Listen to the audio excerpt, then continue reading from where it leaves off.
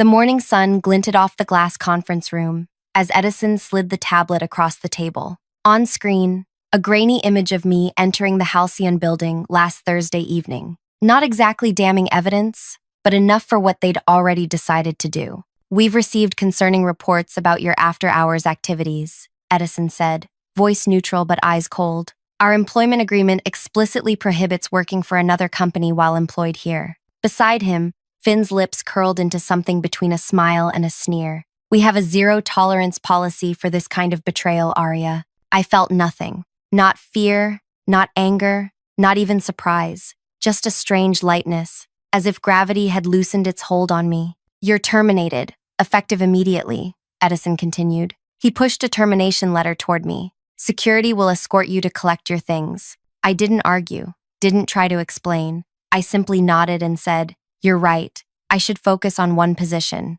Their expressions flickered, confusion crossing their features before settling back into professional neutrality. They had expected tears, pleading, maybe anger. Not this calm acceptance. What they couldn't see was the weight lifting from my shoulders as I placed my access badge on the table. 3 years of constant anxiety, of carrying an entire company's digital safety alone, evaporating in an instant. Finn cleared his throat, uncomfortable with my composure. "We'll need all passwords and access credentials before you leave." I smiled. "Everything's documented in the system knowledge base, just as protocol requires." Another lie. The documentation existed, but it was like giving someone a map without a compass, technically complete but practically useless without my contextual knowledge. As security walked me to my desk, colleagues stared, whispered. I packed my few personal items, a ceramic mug, a small plant that had somehow survived 3 years of neglectful watering, a notebook full of system architectures only I truly understood. Arlo, our VP of technology, watched from his glass-walled office, expression unreadable. He made no move to intervene, though he knew better than anyone what would happen next. When the security guard escorted me through the lobby, spring air hit my face. I breathed deeply for what felt like the first time in years. By the time I reached my car, my phone buzzed with a message from Vega. "Still on for 2 p.m.? I typed back, "Yes, and now I can accept your full-time offer." 3 years of building someone else's empire was enough. 3 years of being the invisible infrastructure that kept everything running while others took the credit. 3 years of warnings ignored, requests denied, promotions passed over. Now it was over, and the countdown had begun. I know you're probably wondering how this story ends. Trust me, you won't want to miss what happens next. If you're enjoying this corporate revenge tale, take a second to hit like and subscribe. It really helps the channel grow. Drop a comment with your thoughts so far. Now, let me tell you how I ended up in this situation. My name is Aria Wesley, and until 40 minutes ago, I was the lead network security architect at a Fortune 500 tech company. The only one, in fact. Not by design. There were supposed to be 5 of us. Budget cuts shrunk that to 3, then resignations to 1. Just me. I never set out to become indispensable. That's a dangerous position in corporate America. But with each passing quarter, as my team evaporated and my responsibilities multiplied, I found myself as the sole guardian of a digital kingdom worth billions. It started 3 years ago when I was recruited from a smaller firm. I still remember Arlo's promises during my interview. "We're building a world-class security team," he'd said, eyes bright with genuine enthusiasm. "You'll lead a specialized group focusing on our proprietary systems." The salary wasn't spectacular, but the challenge was irresistible. Building security architecture for cutting-edge technology, working with brilliant minds, I signed immediately. Reality arrived by month 3. The first round of strategic restructuring eliminated 2 senior positions on my team. By month 6, another colleague left for better pay elsewhere. His replacement lasted 4 months before budget freezes, eliminated the position entirely. "Temporary situation," Arlo assured me. "We'll staff up next quarter." Next quarter became next year. Next year became let's reassess after the merger. The merger came and went. Still, just me. Meanwhile, the systems grew more complex. Our client base tripled. The attack vectors multiplied. I built increasingly sophisticated protection measures, working nights, weekends, holidays to keep pace with emerging threats. When I warned about critical vulnerabilities, my emails were acknowledged, but action items mysteriously disappeared from meeting minutes. When I requested additional staff, I was told to prioritize better. When I asked for compensation that matched my expanding responsibilities, I received praise instead of dollars. "You're our rock star," Arlo would say, clapping my shoulder. "Nobody understands these systems like you do." That was the problem. Nobody did understand them. Nobody wanted to understand them. I offered to train others, to document the increasingly Byzantine architecture that had evolved under pressure. The offers were met with nods, smiles, and zero follow-through. Last winter, I prevented a breach that would have exposed millions of client records. Working 72 hours straight, barely sleeping, I identified the intrusion pattern and built a new defense layer in real time. When the crisis passed, I received a $500 gift card and a mention in the company newsletter. The CEO, who took credit for our robust security culture, received a 7-figure bonus. That was when I realized what I had become, not invaluable, but invisible. The infrastructure nobody sees until it fails. I tried one last time, scheduling a meeting with Arlo and the executive team. "Our current security staffing is unsustainable," I explained, showing charts, data, industry comparisons. "We need at least 3 more specialists to maintain this architecture properly." Arlo nodded sympathetically. "After Q4 results," he promised, "we're just in a temporary holding pattern." I'd heard that line for 3 years. Without proper staffing, this system requires continuous maintenance from someone who understands its entirety, I warned. "If I were hit by a bus tomorrow, you'd have serious problems within days, catastrophic ones within weeks." The CFO frowned. "Sounds like we need better documentation, not more headcount." I felt something break inside me. I've submitted comprehensive documentation requests for 18 months. They've been deprioritized every quarter. Uncomfortable silence followed. Then, redirection, postponement, vague promises. I left that meeting knowing nothing would change. And I needed change. My health was deteriorating. My relationships strained by constant work emergencies. Something had to give. Then came the cybersecurity conference in Boston. I wasn't supposed to attend. Travel budgets were frozen, but the organizer was an old college friend who got me a speaking slot on adaptive threat response architectures. The company couldn't refuse the free publicity.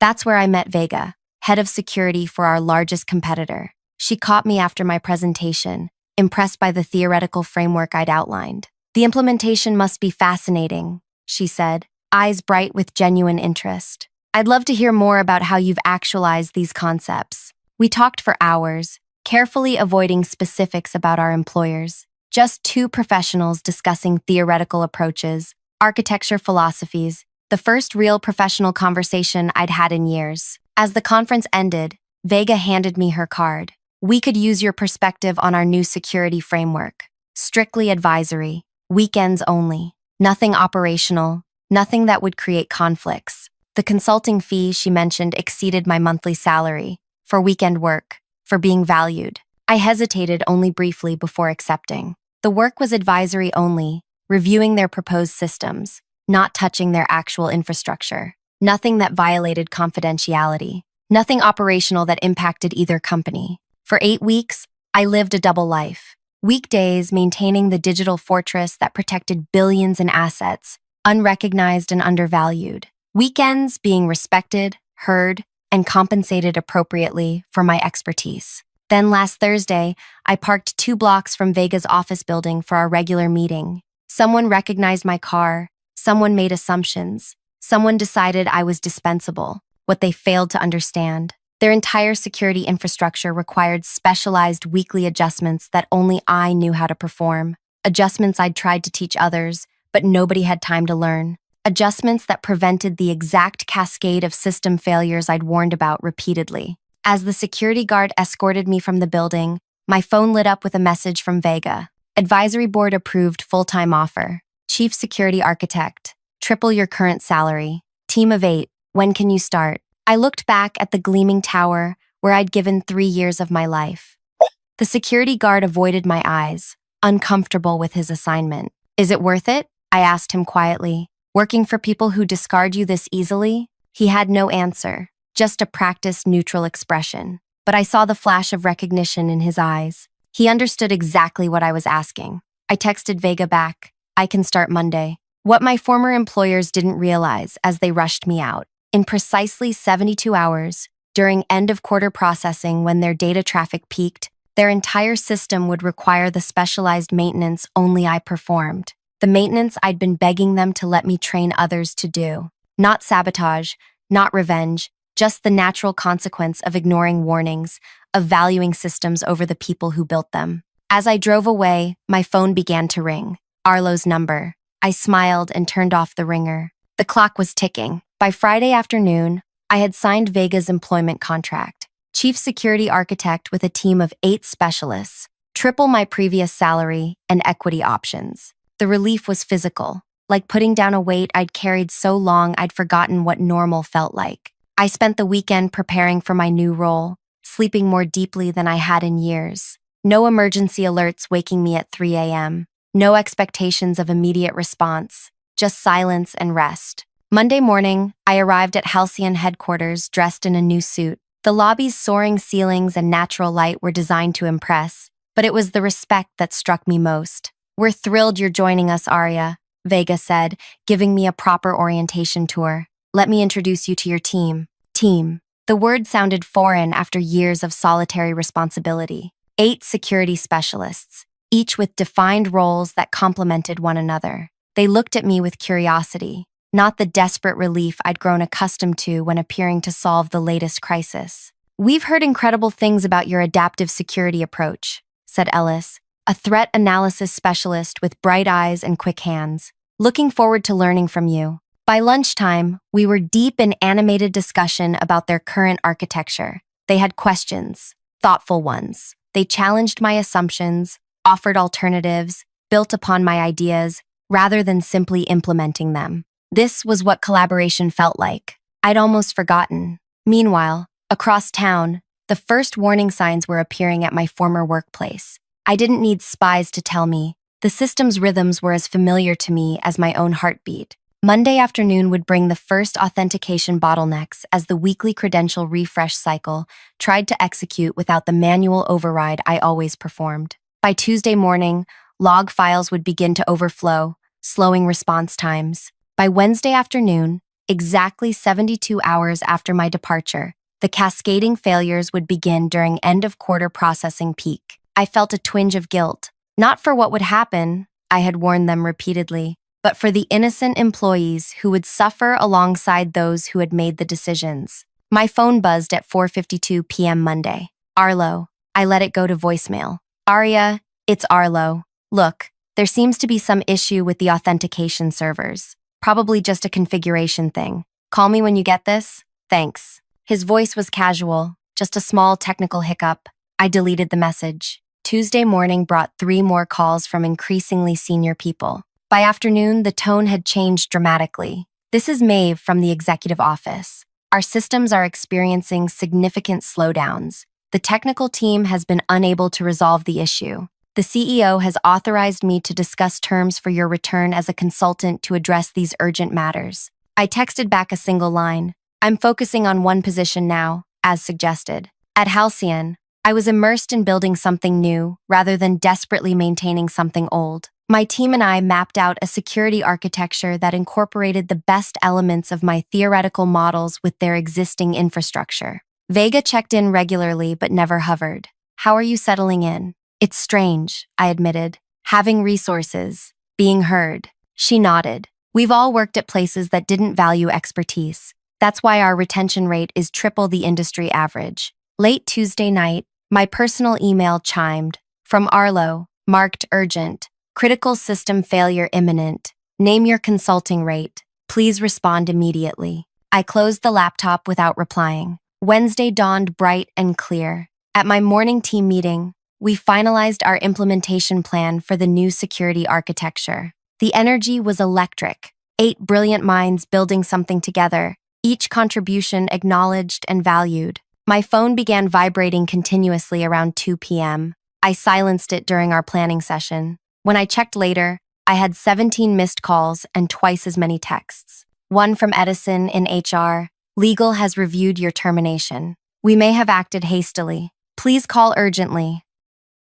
Another from Finn. "Whatever they're paying you, we'll double it. This is critical." From the CEO himself. "National clients losing access to accounts. regulatory implications, board meeting in progress, call immediately. I felt no satisfaction, just a hollow confirmation of everything I had warned them about. They had built a kingdom on my shoulders, then pushed me away without understanding what would collapse. That evening, as I drove home from my new office, a breaking news alert flashed across my dashboard display. Major service outage reported at leading financial technology provider. Thousands of client accounts inaccessible. No company name yet, but I knew. The mainstream exposure would come tomorrow when clients couldn't access their quarterly reports, when regulators started asking questions, when the stock began to plummet. At home, I opened a bottle of wine I'd been saving and sat on my balcony, watching the sunset. My phone lit up again, Arlo's number. This time, I answered.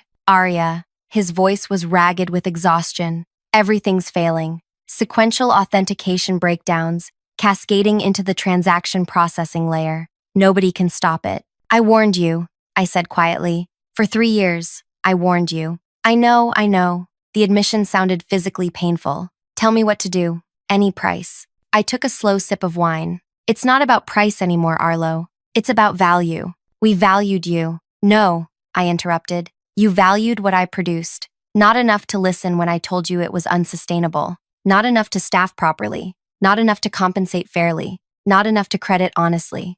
Silence stretched between us. You know what would have prevented this? I continued. Any one person besides me understanding how these systems actually work. Anyone taking 5 minutes to read the warnings I documented in every quarterly review. Anyone listening when I said this exact scenario would happen if I ever left. His breathing was the only response. The recovery procedure exists, I said finally. It's in the disaster documentation I submitted last year. The documentation that was deprioritized because you're handling everything so well, Aria. I ended the call and turned off my phone. Thursday morning, I arrived at Halcyon to find Vega waiting in the lobby. Have you seen the news? She asked, holding out her tablet. The headline was stark. Major tech failure erases billions in market value. Beneath it, a photo of my former company's headquarters. Their entire client database is locked, Vega said. Transaction processing down for 16 hours and counting. The stock has dropped 40% since opening.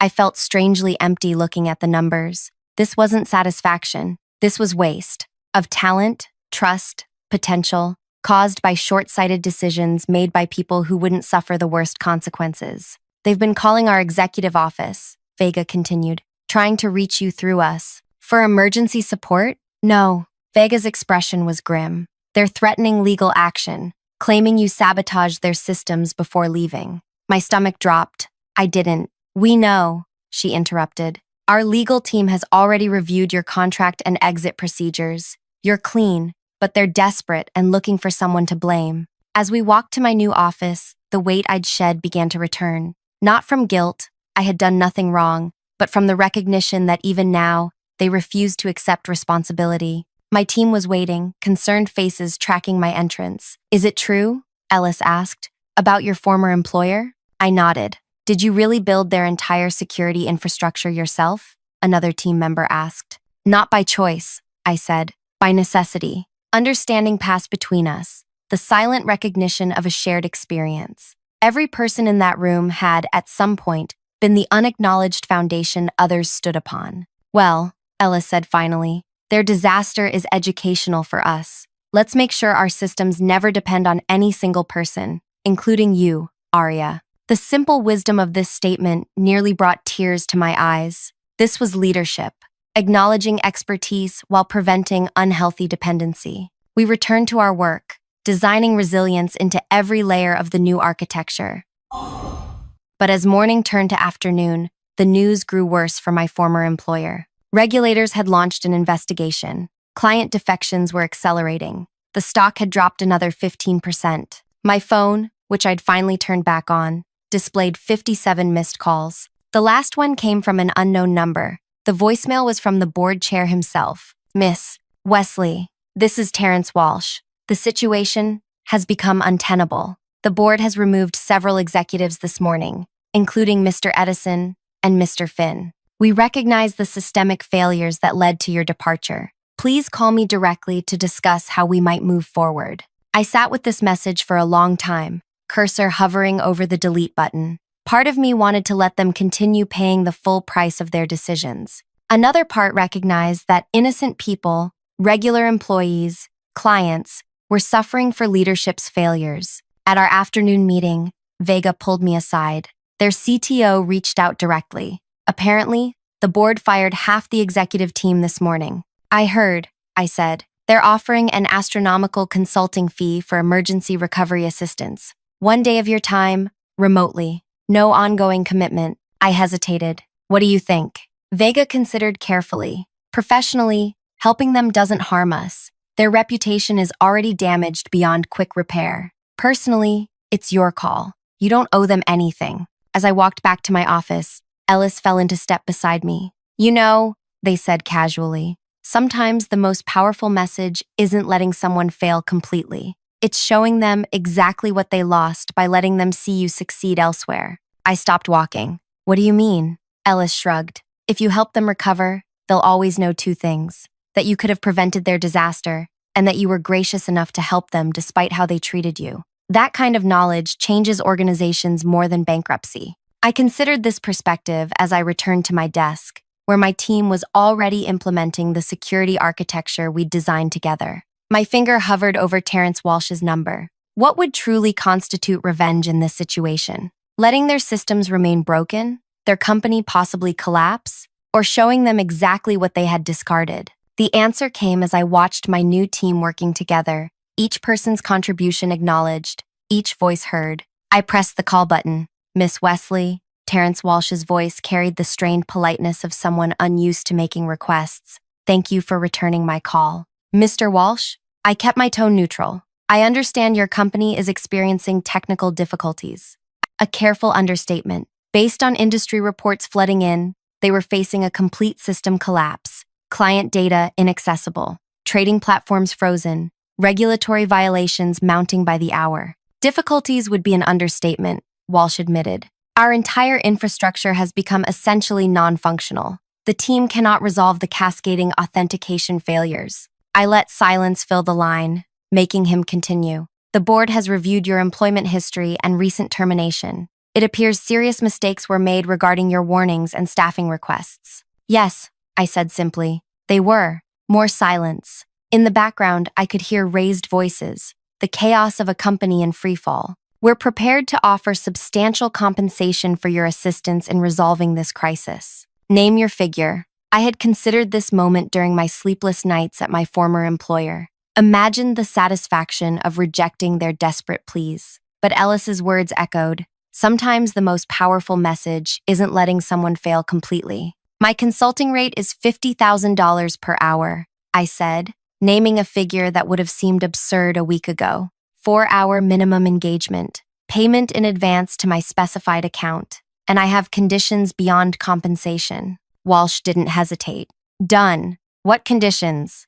First, I work remotely. I don't set foot in your building. Understood. Second, I provide instructions only. Your team implements. I won't directly access your systems. That's challenging, but acceptable. Third, I receive a public letter of apology, acknowledging that I warned about these vulnerabilities repeatedly and was ignored. Walsh paused. The legal implications are less severe than bankruptcy, I finished. Fourth, every member of my former team who was laid off receives 6 months severance and positive references. The board would need to. Fifth, I continued. You create and fully fund the security team structure I originally proposed, with market rate salaries and proper management support. Silence stretched between us. These aren't just demands for my benefit, Mr. Walsh, I explained. Without these structural changes, you'll be right back here in 6 months when the next person burns out or leaves. I heard papers shuffling, muffled voices as he conferred with others. We agree to your terms, he finally said. How soon can you begin? Transfer the payment, send written confirmation of all conditions, and I'll start this afternoon. After ending the call, I sat motionless, letting the reality settle around me. Not revenge as I had imagined it, but something more profound. Accountability, change, recognition. Vega knocked on my open door. How did it go? I explained the agreement. She nodded approvingly. Using their crisis to force structural change. Impressive. It's not just about making them pay. I said. It's about making sure this doesn't happen to the next person. Exactly why we wanted you here, she replied with a smile. This approach to their crisis actually aligns perfectly with our next phase. The board has approved our proposal to launch a security consulting division. I looked up, surprised. We've received 17 inquiries since news of their failure broke, Vega continued. Companies terrified they might have the same vulnerabilities.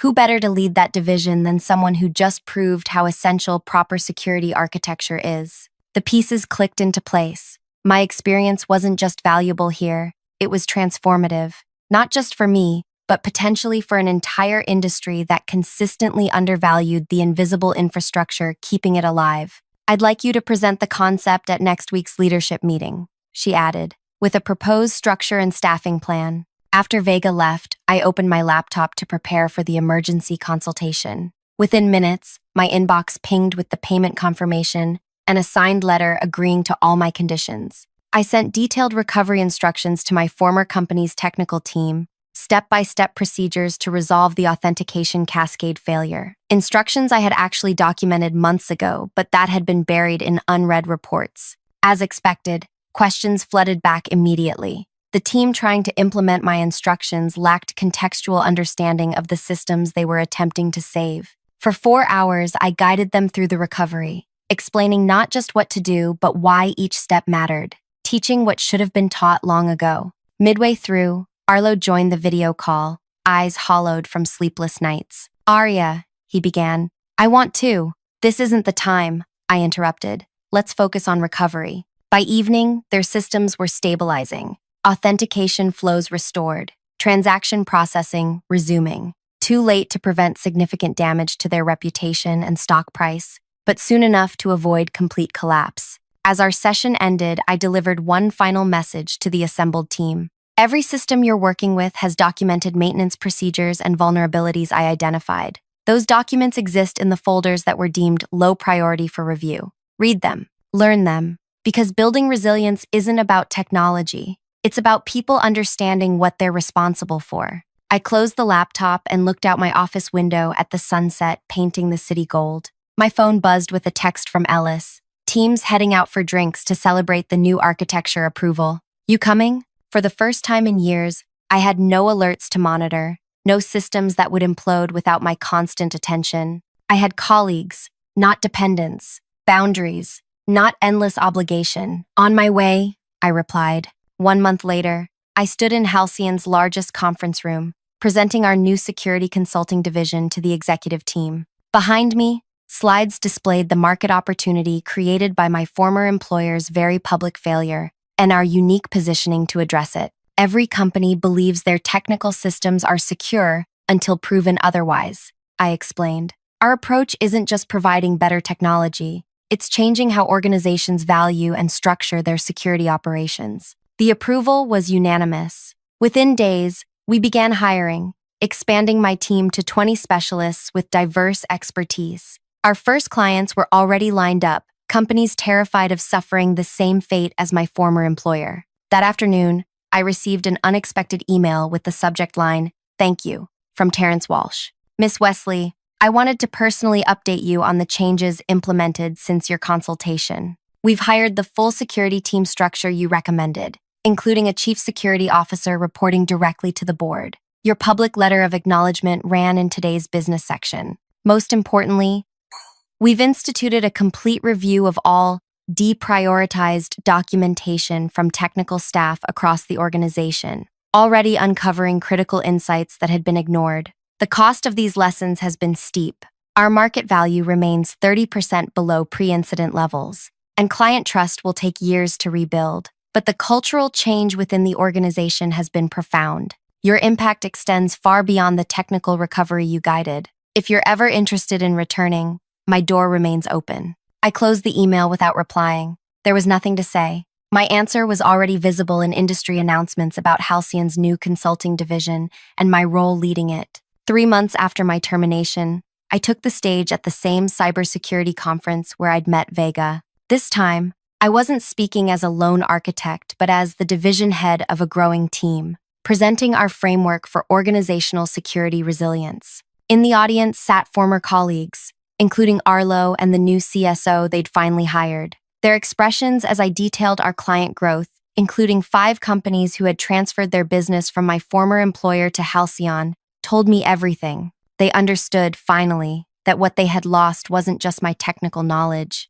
They had lost the future I was now building elsewhere. After my presentation, attendees swarmed with questions and business cards. Among them was the new CSO, who waited until others had dispersed. "Your replacement system is impressive," I acknowledged, noting the positive industry reviews their rebuilt security architecture had received. "Built on your foundation," she admitted. "Your documentation was extraordinary once anyone actually read it. You saved them even while leaving." I smiled. "Some lessons can only be learned through consequences." As I gathered my materials, she added, "You know they track your success obsessively now. Every announcement, every client acquisition, measuring what could have been theirs. And there it was, the true revenge. Not their failure, but my success. Not their loss, but my gain. Every achievement at Halcyon was a reminder of what they had discarded. Every innovation my team produced reflected what they could have had if they had listened, valued,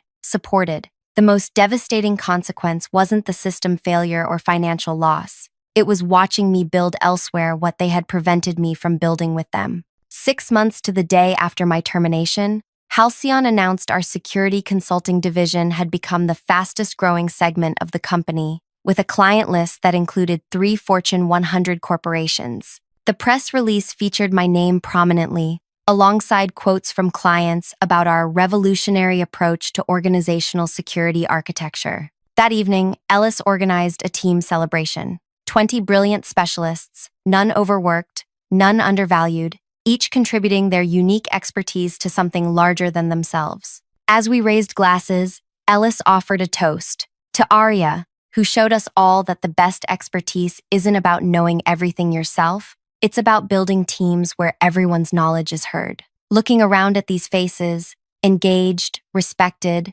collaborative, I realized this was the real victory. Not watching my former employer struggle, but creating an environment where talent could thrive, where warnings were heeded, where expertise was valued, where no single person carried an impossible burden. Sometimes the most satisfying revenge isn't making others fail. It's succeeding so visibly that they must forever live with the knowledge of what they lost. And sometimes the greatest revenge of all is simply building the life and career you deserve elsewhere. If this story resonated with you, take a moment to like, subscribe, and share with someone who might need to hear it. We've all experienced being undervalued or overlooked at some point. Maybe you're carrying an entire department on your shoulders right now, wondering if anyone notices. Remember, your worth isn't determined by those who fail to see it. The right environment is out there, one that values not just what you produce, but who you are. Drop a comment sharing your own workplace experience